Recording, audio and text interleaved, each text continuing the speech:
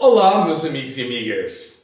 Esta é a segunda parte de um episódio bastante longo referente à espetacular obra-prima de um grande clássico da música, composto em 1973 pelo multi-instrumentista e compositor inglês Michael Oldfield.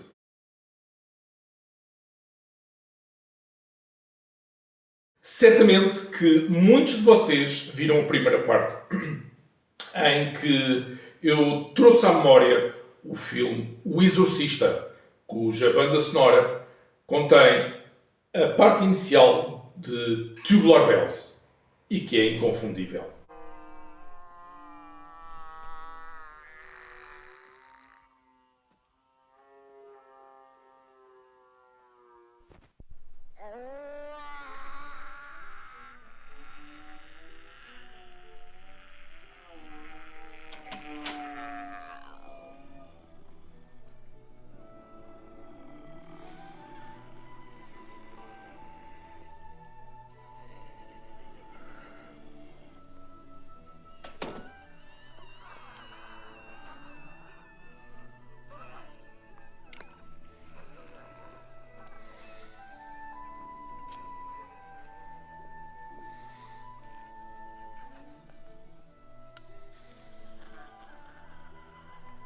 Stick your cock up her ass, you motherfucking worthless cocksucker. Be silent! Oh! Oh! Oh! Oh! Our Father, who art in heaven, hallowed be thy name. Thy kingdom come, thy will be done on earth as it is in heaven. Give us this day our daily bread. Forgive us our trespasses, as we forgive those who trespass against us. And lead us not into temptation, but deliver us from the evil one. Save me, O God, by thy name. By thy might defend my cause. Proud men have risen up against me. Men of violence seek my life. But God is my helper. The Lord sustains my life. In every need he has delivered. Glory to the Father, and to the Son, and to the Holy Spirit. As it was in the beginning, is now, and ever shall be, world without end. Amen. Save your son. Who places her trust in thee, my God, Be unto her, O Lord, a fortified tower. in the face of the enemy. Let the enemy have no power over me. And the son of iniquity be powerless to harm her. Your mother sucks cocks in hell, Lord, Paris, hear my you prayer. faithless My cry, swine. come unto thee, The Lord be with you. and also with you. Let us pray. Holy Lord, Almighty Father, everlasting God, and Father of our Lord Jesus Christ, who once and for all consigned that fallen tyrant to the flames of hell, who sent your only begotten Son into the world to crush that roaring lion, hasten to our call for help, and snatch from ruination and from the clutches of the noonday devil this human being made in your image and likeness. Strike terror, Lord, into the beast, now laying waste your land. Let your mighty hand cast him out of your servant, Regan Therese McNeil, so he may no longer hold captive this person, whom it pleased you to make in your image, and to redeem through your Son, who lives and reigns with you in the unity of the Holy Spirit, God, forever and ever. Amen. Lord, hear my prayer. Father Karras. Father Karras. Damien, the response, please, Damien. And let my cry come unto thee. Almighty Lord, Word of God the Father, Jesus Christ, God and Lord of all creation, gave to your holy apostles the power to tramp underfoot serpents and scorpions. Grant me, your unworthy servant, pardon for all my sins, and the power to confront this cruel demon.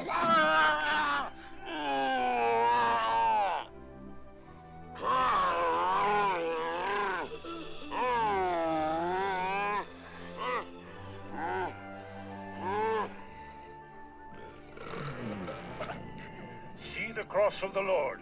Begone, you hostile powers. O Lord, Hear my prayer.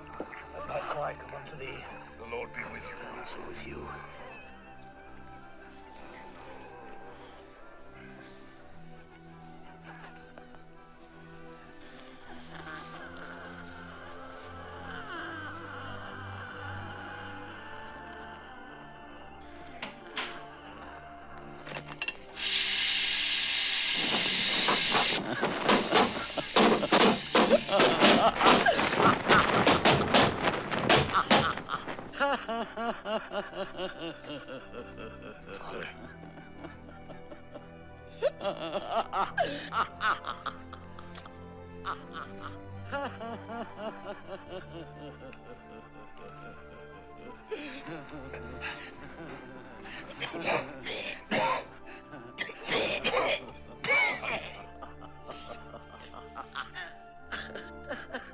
I cast you out! Unclean spirit! Shove it up your ass! In the name of our Lord Jesus Christ! It is He who commands you! He who flung you from the heights of heaven to the depths of hell! Fuck him! Be gone Fuck him, Garrus! from Fuck this him. creature of God! Be gone! In the name of the Father, and of the Son, and the Holy Spirit! By this sign of the Holy Cross of our Lord Jesus Christ, who lives and reigns with the Father and the Holy Spirit.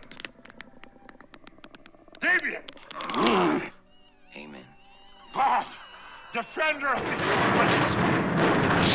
Oh, look down in pity You killed your on this mother! your servant. You left her alone to Reagan die! to raise Shut the up! I'll never forgive you! Bastard! Oh! I command you, by the judge of the living and the dead, to depart from the servant of God. It's the power. Holy water. Oh. It's the power of Christ that compels you. The power of Christ. The power of Christ compels you. The power of Christ compels you. The power of Christ compels you. The power of Christ compels you. The power of Christ compels you. The power of Christ compels you. The power of Christ compels you. The power of Christ compels you. The power of Christ compels you.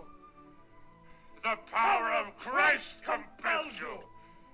The power of Christ compels you. The power of Christ compels you.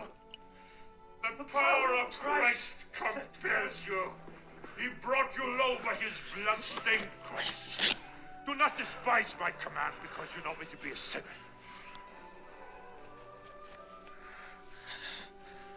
It's God himself who commands you. The majestic Christ commands you. God the Father commands you. God the Son commands you. God the Holy Spirit commands you. The mystery of the cross commands you. The blood of the martyrs commands you.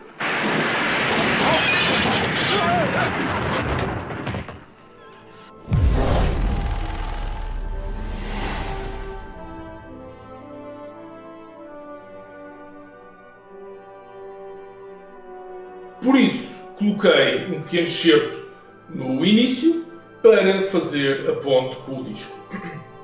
Espero que saibam que ao longo dos anos saíram várias versões deste clássico, aproveitando a Virgin Records para encaixar mais uns largos milhões de libras. Ora, façam lá as contas.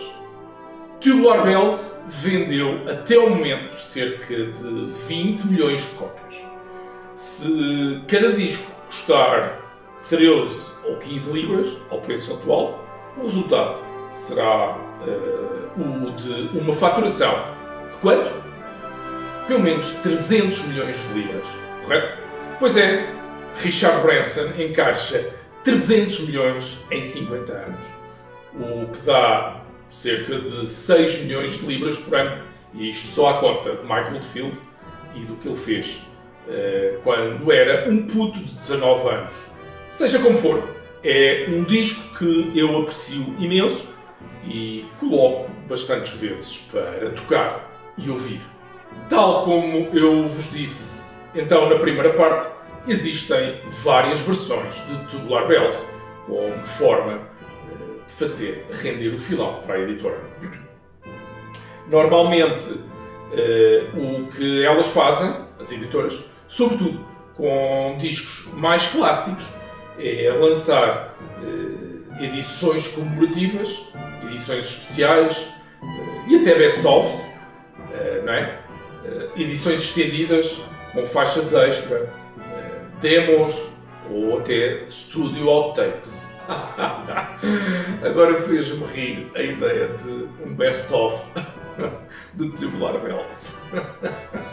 O disco tem apenas 2 faixas. Como seria isto? A faixa 1 ou a faixa 2? Bom, tanto quanto é do meu conhecimento, existe a edição comemorativa dos 25 anos e a edição comemorativa dos 50 anos, lançadas em CD, respectivamente em 1998 e 2023. São versões remasterizadas digitalmente, mas que, no fundo, pouco vêm acrescentar à edição original. Tal como eu falei na primeira parte, o trabalho de edição de Tubular Bells em CD ficou uma porcaria em 1983, tornando essa versão digital inaudível, pois está demasiado equalizada e cheia de digitalite. Mas com o avanço da tecnologia e o recurso também a cada vez melhores engenheiros de som e de produção, conseguiu-se melhorar bastante todo o processo de remasterização, sobretudo ao utilizar processos de conversão por meio de filtros digitais de high-end da Pacific Microsonics. Foi, pois, assim que vos mostrei no passado episódio a versão HDCD, ou CD de alta definição, de Tubular Bells, a qual gostei imenso de ter ouvido e está inegavelmente muito bem feita. Esses filtros são realmente espetaculares e um leitor de CDs de topo, como é o caso do meu Denon, bem equipado com chips que permitem a leitura e identificação de tais filtros. Descodificação, talvez seja mais correto a dizer, consegue retirar um grande partido desses recursos. Bom, quando eu trouxe Tubular Bells da loja, isto em 2001, grande parte da discografia de Michael Oldfield estava exposta lá na prateleira, tendo eu decidido trazer outros discos de tempos a tempos, já que apreciava bastante aquilo que eu já conhecia e queria ter todos esses discos. Além do mais, esses discos que se encontravam expostos no escaparate eram versões HD-CD, não é? E eu não me importava mesmo nada de ter as gravações digitais. Aliás, nunca me importei, para ser sincero. E desde que adquiri esse meu player universal, o Denon A1XV1, capaz de ler todos os formatos de áudio, à exceção de Blu-ray, então é que não me importa mesmo nada de ter discos em formato digital. Assim, numa das vezes que me desloquei à loja FNAC mais próxima de mim em Lisboa, aproveitei para trazer. Epá, vocês nem vão acreditar.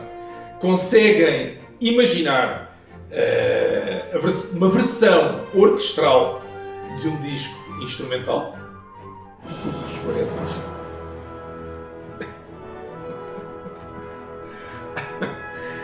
Exato. Tubular Bells na sua versão orquestral.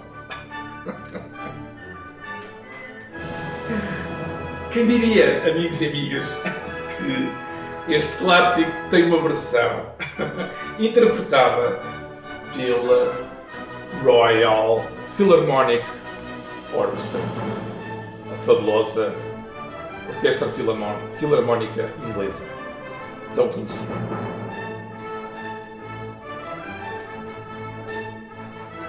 Bom, a bem dizer, não é bem um disco de Michael Oldfield, muito embora ele participe como guitarrista.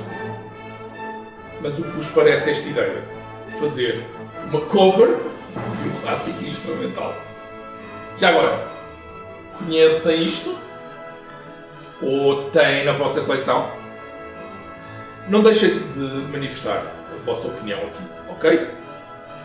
Apesar deste disco ter sido editado em 2000 e não conseguindo eu recordar quando trouxe o sticker aqui da FNAC, marca 30 de outubro, 0 qualquer coisa, portanto foi antes de 2010, garantidamente. Só ouvi muito recentemente para poder criar este mesmo vídeo, mas já lá iremos. Gostaria primeiro de vos dizer que, apesar de ter uma qualidade superior, este HD-CD custou pouco mais de 11 euros. 11,10 €, para ser mais exato. Tendo sido depois uma bela pechincha. Depois, e ao contrário do disco que vos mostrei na primeira parte do episódio, esta versão instrumental, perdoem a redundância, eu queria dizer versão orquestral, não me transporta mesmo nada para o filme O Exorcista, que aproveitou a introdução da composição original de Tubular Bells para a sua banda sonora. Este filme, e eu não me canso de dizer, está ainda tremendamente vívido na minha memória. E é talvez o filme que mais me impressionou até hoje. Portanto, impressionou-me grandemente.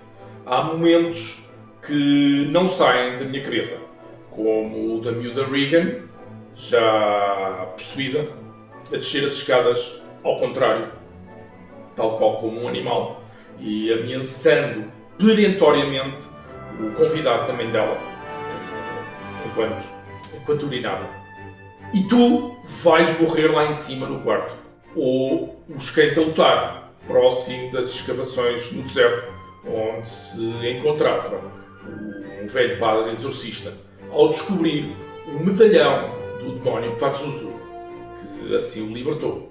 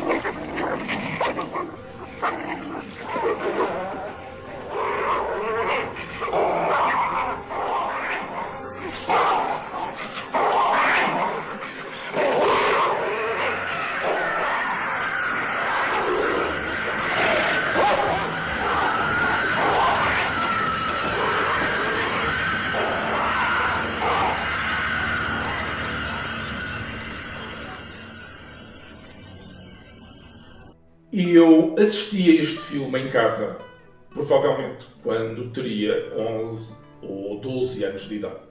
Mas uns tempos antes, não sei bem precisar quantos anos, um primo, num dos meus jantares de aniversário lá em casa, contou ter ido ver o filme ao cinema com a sua mulher. Ele não era impressionável e raramente demonstrava grandes emoções. Digo já que era ateu, ele sempre foi ateu, nunca se deixando influenciar por questões de religião ou de fé. No entanto, nesse Natal, véspera de Natal, mais precisamente, ele confessou que não conseguiu ver o filme todo, tendo saído antes. Não por repúdio, nojo ou protesto, mas sim porque ficou demasiado impressionado. Claro que hoje em dia consegue-se fazer muito melhor em termos de efeitos especiais. Mas a questão não são os efeitos, e sim a história densa, os acontecimentos e a sequência deles. O terror daquela família, não é? Devastada pelo mal. Isso, amigos e amigas, surpassa e é absolutamente transcendente a qualquer tipo de efeito especial, seja bom ou mau. Bom, voltemos aqui ao disco, que é mais interessante e é o que importa. Falar do filme faz-me lembrar certas emoções e eu não quero, pois aquilo foi realmente impressionante e ainda me aterroriza. Temos então aqui as mesmas duas faixas, Tubular Bells 1 e Tubular Bells 2, e o mesmo alinhamento do original. Simplesmente, aqui é tocado e executado por uma orquestra sinfónica como se de uma peça de música clássica se tratasse. Reparem, enquanto na versão original era tudo tocado por Mike Oldfield, sozinho no estúdio, aqui, neste, são apenas mais uns quantos músicos. Na verdade, eu não sei dizer quantos elementos a Royal Philharmonic integra, mas imagino não serem menos do que 5 dezenas. Não existe informação sobre isso e a orquestra não tem um número fixo de músicos ou elementos integrantes, não é? Mas se pensarmos que Michael Oldfield precisou de pelo menos 30 músicos para tocar este disco ao vivo, em cima de um palco, acaba por não ser muito diferente, não é mesmo? Em termos físicos, é também tudo praticamente igual. A mesma versão remasterizada, com o selo HDCD, não sei se conseguem perceber, o selo da Pacific Microsonics, e depois o livrete contém mais uma história bem fixe de como decorreu a execução de Tubular Bells em palco.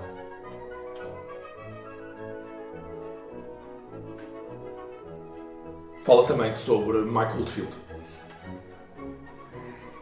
Foi Richard Branson que incentivou o puto Miguel a tocar isto ao vivo.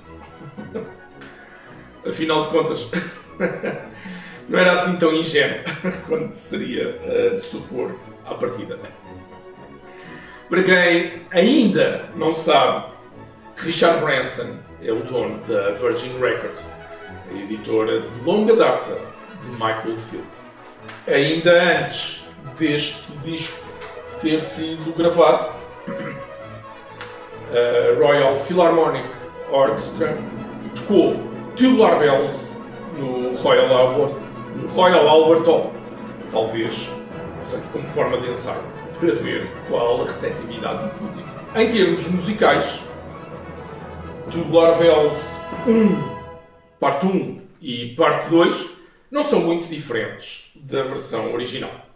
A diferença está que, aqui neste disco, as composições são tocadas por uma orquestra. É como se estivéssemos a ouvir música clássica. Temos muito mais instrumentos de cordas, sobretudo violinos. Temos igualmente metais, nomeadamente tubas, que marcam o ritmo de tempos a tempos. E depois, em vez de bateria, temos o bombo, que dá uma profundidade enorme à música. Profundidade e espacialidade. É espetacular, tudo muito bem tocado, dando igualmente um toque de originalidade à composição de Michael Oldfield, já de si bem original. A grande diferença está, contudo, na apresentação dos instrumentos que antecede o grande final da parte 1, com as Classic Tubular Bells a tinir.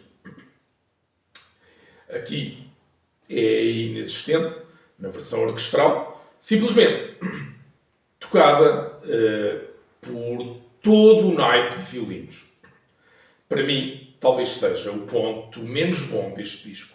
No entanto, temos que aqui a segunda faixa, Tubular Bells Part 2, Parte 2, é muito menos aborrecida e não cansa os ouvidos, como acontece na versão original.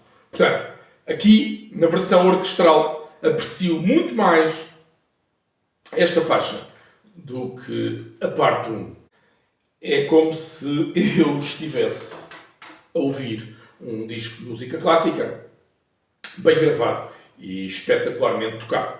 Ou não fosse a Royal Philharmonic, Real Orquestra Filarmónica, que estivesse a tocar e a executar as notas compostas por Michael Oldfield, não é? Para mim, isto é fantástico. Vocês, alguma vez, tinham ouvido Tubular Bells assim?